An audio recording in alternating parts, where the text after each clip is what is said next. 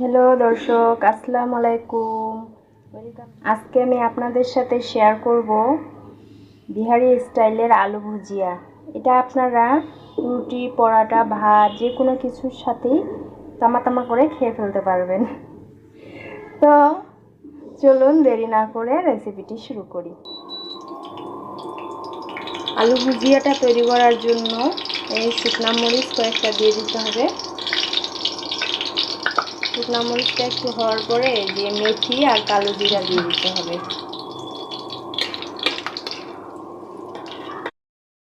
এখানে আমি আলুটা একদম চিকন চিকন করে কাটে নিয়ে তারপরে এটা পানি খুব ভালোভাবে ঝরাই নিতে হবে, তারপরে এটা দিয়ে দিতে হবে।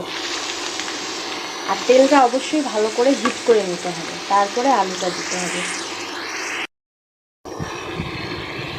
তাহলে আলু ভাজিটা ঝরঝরে হবে।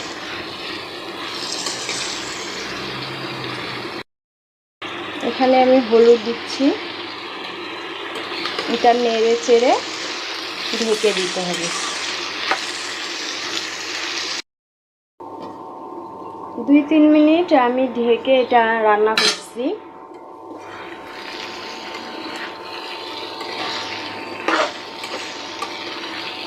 এখন আমি এর মধ্যে মরিচ আর রসুন কুচি এটা দিয়ে দিব লবণ।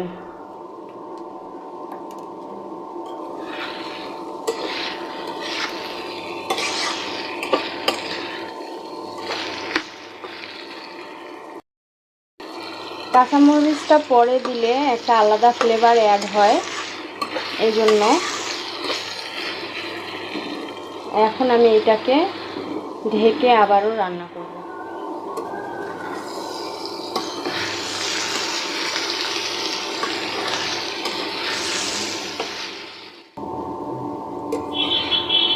আমার এই রেসিপিটা ফলো করলে আপনারা যে কোনো আলুই ঝরঝরে করে ভাজে নিতে পারবেন।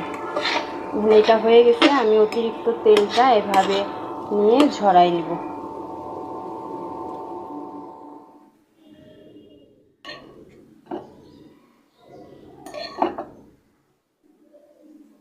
এই তো তৈরি হয়ে গেল আলুর ভুজিয়া। এটা আপনারা বাসায় অবশ্যই ট্রাই করবেন।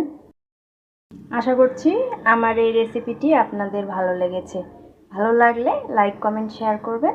আজকে এই পর্যন্তই। ভালো থাকবেন, সুস্থ থাকবেন। আল্লাহ হাফেজ।